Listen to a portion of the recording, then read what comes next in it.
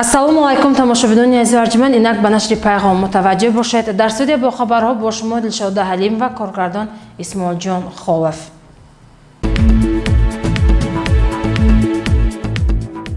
масъалаи таъмиру таҷҳизонидани шабакаҳои обкашӣ ва ба мавсими нав омода намудани каналу ҷӯйборҳо таҳти назорати иҷрокунандаи вазифаи раиси шаҳр Абдухолиқ Холиқзода қарор дорад. Мутаваҷҷеҳ бошед. با مقصد اجرای دستور سپارش ها نشاندادهای پیام اساسگذاری صلح و وحدت ملی پیشوای ملت پرزیدنت جمهوری تاجیکستان محترم امام علی رحمان، هدایت های رئیس ولایت سوق محترم رجبای احمدزاده و نقشه کاری مقامات اجرایی حاکمیت دولتی شهر پنجکین، مسئله آماده نمودن شبکه‌های آبرسانی، تازه نمودن کانال و جویبارها و در موسم کشتکاری بهاری فراهم آوردن شرایط‌های مساعد برای کشاورزان، اجرا کننده وظیفه رئیس شهر پنجکین خالقزاده عبدالخالق پیوسته با رفت کارهای تعمیر و تجهیزاندن شبکه‌های آبرسانی، تازه نمودن کانال ها توجه مخصوص ظاهر می نماید. ضمن سفر نوبتی به جماعت های دیهاتی ورو و رودکی اجرا کننده وظیفه رئیس شهر پنجکین خالقزاده عبدالخالق با راهبریت جماعت های دیهاتی ورو و رودکی، راهبران مسئول ساحه کشاورزی، آبرسانی و رئیسان خوجگی های دهقانی و انفرادی پیرامون آمادگی به کشتکاری بهاری، ذخیره تخمی های باصفت، مساعدت نمودن در تطبیق دستور سپارش‌ها اوید به تازه کردن کانال جویبارها و تجهیزانیدن و تعمیر شبکه‌های آبرسانی دستور سپارش‌های مشخص داده. همزمان راهبران مسئول از جمله معاونان رئیس شهر، سردار اداره دولتی بهداشت زمین و آبیاری و دیگر مسئولین را وظیفه‌دار کرد که آنها باید در مدت‌های پیش‌بینی شده جهت آماده ساختن شبکه‌های آبرسانی و کانال‌های خودجاری تدبیرهای مشخص اندیشند. اجرا کننده وظیفه رئیس شهر پنجکین خالقزاده عبدالخالق نخست با فعالیت پایگاه آبکشی مرغیدر رقم 1 شناس گردید. در این پایگاه آبکشی اجرا کننده وظیفه رئیس شهر باری دیگر ایرادهای جدیش را نسبت تعمیر و تجهیزاندن این پایگاه آبکشی سر وقت آماده نمودن امکانات‌های تکنیکی این پایگاه و تازه کردن کانال و جویبارهای مربوط آن مسئولین را وظیفه‌دار کرد و همزمان تاکید نمود که تا به حال مسئله کارهای تعمیر و تجهیزاندن شبکه‌های آبرسانی، تازه کردن کانال و جویبارها در سطح پست قرار دارد. همزمان اجرا کننده وظیفه رئیس شهر پنجکین با فعالیت پایگاه‌های آبکشی مرغیدر رقم 3 و دیگر پایگاه‌های آبکشی منطقه جماعت‌های دیهاتی ورو و رودکی شناس گردید. به مسئولین دستور داده شد که آنها باید هرچه زودتر برای پرداخت نمودن مبلغ‌های استفاده آب‌های پولیزی مساعدت جهت تعمیر و تجهیزاندن شبکه‌های آبرسانی از طریق حشرهای عمومی خلقی، تازه کردن کانال و جویبارها و آمادگی به کشتکاری بهاری تمام امکانات‌ها را سفربر نمایند. اجرا کننده وظیفه رئیس شهر خالقزاده عبدالخالق باری دیگر دستور سپارش‌ها و هشدارهای پیشوای معظم ملت محترم امام علی رحمان را تاکید کرد که سال 2021 از روی پیشگویی متخصصان سطح جهانی سال نسبتاً مشکل پیش بینی شده است. بنابراین رئیسان جماعت‌های دیهات، راهبران خواجگی‌های دهقانی و انفرادی، تشکیلات و کارخانه‌های مربوطه برای استفاده عاقلانه آب و زمین سری وقت انجام دادن کشتکاری بهاری و با آب‌های پولیزی تامین نمودن کیستار و باغات از تمام تدبیرها و سری وقت تدبیرهای مشخص را عملی سازند.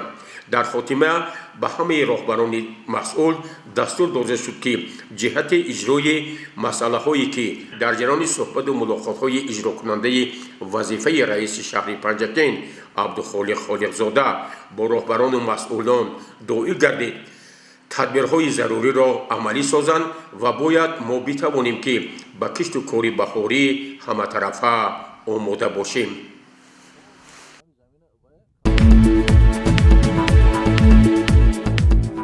дар дораи нақшаи корӣ шӯрои вилояти ҳаракати ҷамъиятии ваҳдати миллӣ ва эҳёи Тоҷикистон дар шаҳри Панҷакент конференсияи илмию фарҳангӣ оид ба мавзӯи артиши миллӣ ва истиқлолияти давлатӣ баргузор шуд.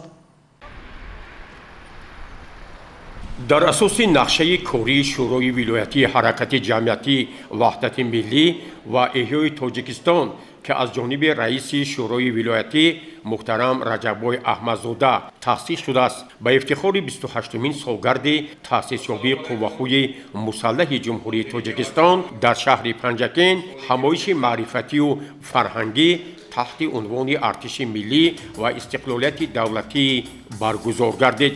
дар оғози ин ҳамоиш муовини аввали раиси шӯрои шаҳрии ҳаракати ҷамъиятии ваҳдати миллӣ ва эҳёи Тоҷикистон Ҳакимбой Маҳкамов ба иштирокчони ин ҳамоиш паёми шодбошии иҷрокунандаи вазифаи раиси шаҳри Панҷакент Холиқзода Абдухолиқро ироа кард ва ҳамзамон пиромуни ифтихор аз артиши миллии ҷумҳурии Тоҷикистон сухан гуфт. Сипас намояндаи шӯрои вилоятии ҳаракати ҷамъиятии ваҳдати миллӣ ва эҳёи Тоҷикистон Мирзо Аъзам Мақсудов дар бораи таъсисёбии артиши миллии ҷумҳурии Тоҷикистон, роҳҳои ташаккулёбӣ, ифтихор аз хизмати модарватан сухан гуфта, мардуми Панҷакентро ба ифтихори 28-мин солгарди таъсисёбии артиши миллии ҷумҳурии Тоҷикистон самимона табрику муборакбод намуд. дар ин ҳамоиш омӯзгорони муассисаи таҳсилоти миёнаи умумии рақами 15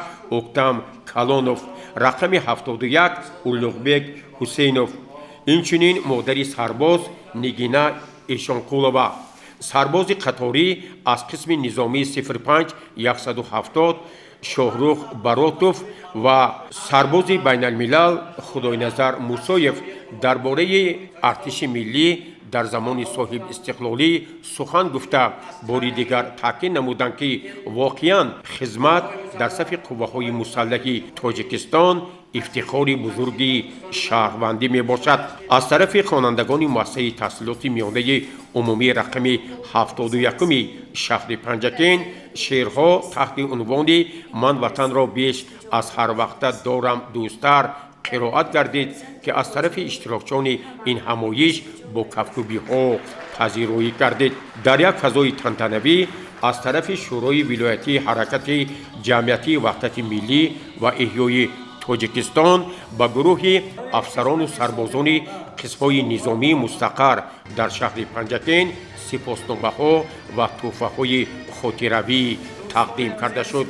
дар охир аз тарафи бахши фарҳанги мақомоти иҷроияи маҳаллии ҳокимияти давлатии шаҳри Панҷакент барномаи адаби фарҳангӣ таҳти унвони тараннумгари сулҳу ваҳдатем пайравони пешвои миллатем намоиш дода шуд. гузориши Аббос Ҳамроҳзода ва Хайём Ҷураев.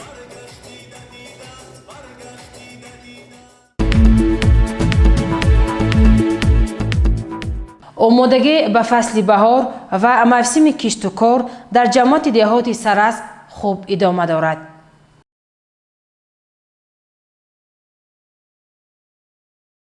дар асоси супоришҳои иҷрокунандаи вазифаи раиси шаҳри Панҷакент Абдухолиқ Холиқзода, роҳбарони хоҷагиҳои деҳқонӣ ва мардуми як қатор деҳаҳои ҷамоати деҳоти Сарас ба тариқи ҳашар дар тоза намудани каналу ҷойборҳо омодагӣ ба кишту кори баҳорӣ саҳм мегузоранд. бо ташаббуси раиси ҷамоати деҳоти Сарас Дилнавоз Султон ва хоҷагии деҳқонӣ Нишонов ва сокинони деҳаҳои Камар, Ҳавзак дастаҷамъона каналу ҷойборҳоро аз партовҳо тоза намуда زمین‌ها را برای کشت آماده نمودند. از طرف ساکنان دهه صاحب نظر در تل و تپه‌ها 1300 بیخ نهال میوه دهنده آرایشی سایه‌افکن شنانده شد. این اقدام نیک را ساکنان دهه با خوشنودی دستگیری نمودند. Sarazm jamoatida katta hashar bo'lyapti. Bu yerda bugun odamlar mana ahli sohib nazar qishlog'ining odamlari mana shu Sarazm arxeologiyasining ro'parasida bo'lgan qir joylarga o'zlarining davlatning Emomali Rahmon prezidentimizning tashabbuslari bilan viloyat hokimining tashabbusi rayonimizda hokimning tashabbuslari bilan mana shu yerda obod qilmoqchi bo'lib, mana shu bugungi kunda 1300 ta daraxt manzarali hamda mevali daraxtlarni o'tkazyapti. Bu yerda xalq ham tashabbuskor, hammasi hozir bu yerda suv kelgan, mana suv bor, mana bu qishloqlarga svet keldi, mana Janob Oliyning tashabbuslari bilan o'shalarga bizning xalq qo'shimcha qilib bu yerlarda obod qilyapti. Kelajakda bu yerlar ham yashil, qishin yozim keladigan sayyohlarimizning ko'zga ko'rinadigan joylarda zebo yerlar bo'ladi. Kelajakda mana shunday yerlarning yanada obod qilishiga men tashabbuskorman. Hammalaringizga rahmat. کشاورزان جماعت دهات سرازم و مردم آن تصمیم گرفتند که جهت استفاده عاقلانه آب و زمین آمادگی به کشت و کار بهاره به دست آوردن حاصل فراوان و آباد و خرمگردانی محیط اطراف از تمام امکانیت‌ها ثمرناک استفاده برند. گزارش دلشاد حلیم و نگ محمد مرجانوف از دهه‌های جماعت دهات سرازم.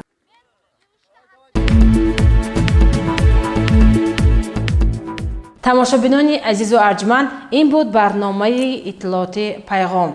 برای هر یک شما در روزهای استراحت خوب و با فراغت تمنا داریم. خیر.